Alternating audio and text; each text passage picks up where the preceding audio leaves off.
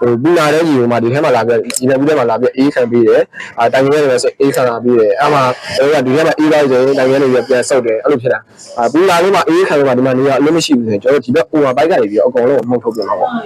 ့အခါကျရင်ကျွန်တော်ဂျီနာကားဖြစ်တယ်ပြီးရင်ကျွန်တော်ဒီနယ်ပြီးထဲမှာရှိတဲ့ကြီးရောတိုင်ငယ်ထဲမှာရှိတဲ့ကြီးရောတခါတည်းဆွဲဆုပ်သွားပြီးတော့ရေတိုင်ငယ်တွေကနေရေအကုန်သွားတယ်ပေါ့ဖြစ်တတ်တယ်အားကြောင့်တော့အင်ဂျင်အတွက်လည်းအနေများရပေါ့နော်အားကြောင့်လို့ဒီလိုပဲတော့အမြဲတမ်းလေးရောစစ်ပေးပေါ့ဟုတ်ပါနောက်တစ်ခုကတော့ကျွန်တော်တို့ဘာအကြောင်းရှင်းပြမလဲဆိုတော့ကျွန်တော်တို့ဒီစီလေးရမယ့်အနေထားပေါ့နော်စီလေးရမှာတော့ဘယ်ချိန်မှလဲရမလဲဆိုရင်ကျွန်တော်တို့ပထမနိုင်ကိုစသုံးပြီးနိုင်50ပြည့်ရင်အင်ဂျင်ဝါရဲ့အင်ဂျင်ဖစ်တာရဲ့တစ်ခါလဲပြရမယ်ပေါ့နော်ပြီးရင် hydraulic fitter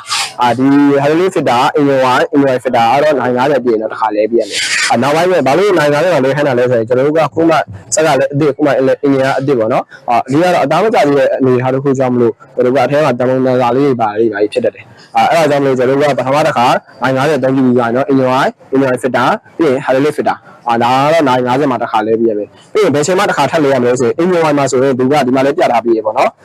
်ဒီနိုင်50မှာဆိုရင်တစ်ခါလဲရမယ်တဲ့ပြီးရင်ဒီမှာ CF4 engine စီဆိုနေမှာလဲ 10.7 ပေါ့နော်သူကနိုင်50မှာတစ်ခါပြီးရင်တော့ကျွန်တော်ဘယ်ချိန်မှလဲရမလဲဆိုရင်နိုင်300ပြည့်အင်ဂျင်ဝါတစ်ခါလဲရမယ်နော်နိုင်300ပြည့်တဲ့ခါကျရင်အင်ဂျင်ဝါတစ်ခါလဲရမယ်ပြီးရင်တော့ကျွန်တော်တို့ကနိုင်600ပြည့်တဲ့ခါမှာဆိုရင်အင်ဂျင်ဝါတစ်ခါလဲရမယ်ပြီးရင်အင်ဂျင်ဖစ်တာလဲရမယ်အဓိကတော့နေရမလဲဆိုရင်ကျွန်တော်ကအင်ဂျင်ဝါကတော့နိုင်300ကြာတစ်ခါလဲပြရမယ်ပေါ့နော်အင်ဂျင်ဝါကတော့နိုင်300ကြာတစ်ခါလဲပြရမယ်အင်ဂျင်ဖစ်တာကတော့နိုင်50မှာတစ်ခါလဲပြီးရင်တော့နိုင်600ပြည့်မှလဲပြရမှာပေါ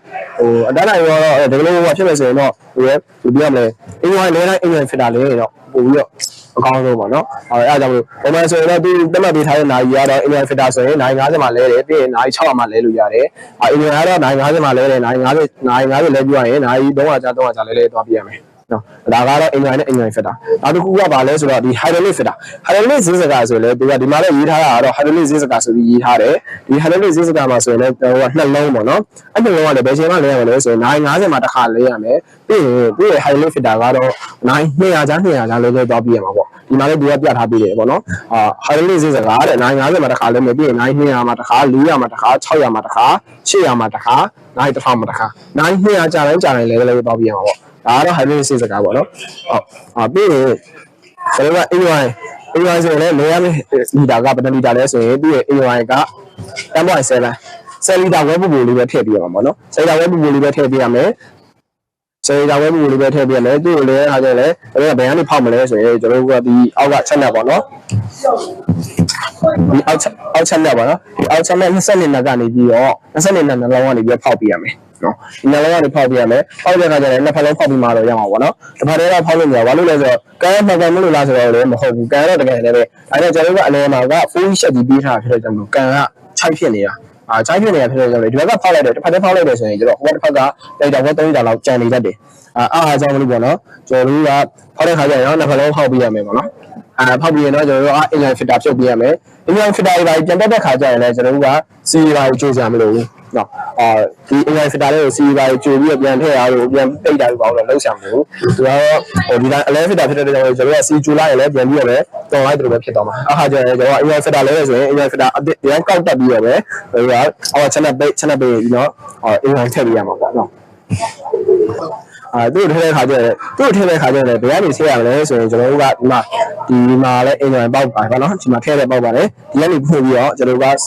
10.7 စက်တာဝဲပူပူလေးထည့်ပြရမှာပေါ့ဒါကတော့အင်ဂျင်ကဟိုနိုင်50မှာတစ်ခါလဲပြီးတော့နိုင်300ကြာလဲသွားပြရမှာပေါ့နော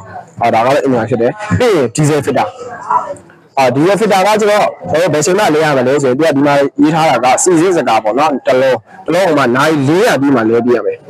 နိုင်400ပြီးမှလဲပြရမယ်နိုင်400ပြီးတဲ့ခါကျရင်လည်းကျွန်တော်ကဒီမှာဒီဇယ်ဖစ်တာကိုနိုင်400ကြာတစ်ခါလဲပြရမယ်တခုတော့ရှိတယ်ကျွန်တော်ကဟိုနိုင်400ပြီးမှဆိုရင်လည်းဒီပေါ့ဘာလို့ဆိုတော့ဒီ family လေးကိုတော့အများနဲ့စစ်စစ်ပြီးလို့ရပါတော့နော်ဘာလို့လဲဆိုတော့ကျွန်တော်ကတစ်ခါလေးဟိုစီးရမတတ်တာပဲဖြစ်တိုင်ငယ်တွေချွေးကြပြီးတော့ကြီးပါလာတာပဲဖြစ်ဆိုရင်ကျွန်တော်ကဘယ်လိုဖြစ်လဲဆိုရင်ဒီမှာဈေးပါလာတတ်တယ်ဈေးပါလာရင်ဟိုကဒီအမှုကိုလေးပါအဲ့ဒီဝင်ရပါတော့ကျွန်တော်ကစီထက်လေးတယ်ရေထက်ပေါ်ဈေးပါလာရင်ကျွန်တော်ကအပေါ်တက်လာမှာအခါကျရင်ကျွန်တော်ဖြုတ်လို့ဈေးတယ်ဖြုတ်ဈေးတဲ့ခါကျရင်လည်းရိုင်းမခက်ခဲဘူးပေါ့နော်ဒီဘားလေးကိုပိတ်တယ်ကျွန်တော်ကဒီချင်းမဲ့လေးနဲ့လည်းshort ပြင်တော့ဒီချာလေးဖြုတ်ဈေးပြင်တော့ဒီဝင်လေးကိုဒီချာလေးတော့ပြန်ထည့်ပြီးတော့ဒီကတော့လုံးစရာတော့မလိုဘူးတော့ကိုတခုလည်းရှိတယ်ဒီထဲကဒီထဲမှာကြီးစင်လေးကြီးစကားစင်လေးတစ်ခုပါတယ်အဲ့ကြီးစကားစင်လေးတအားကြီးပိတ်နေရပဲဖြစ်ပေါက်နေရလို့ပါလို့ဆိုရင်တော့ဒီထဲကကြီးစကားစင်လေးကိုပဲဖယ်ပြရမယ်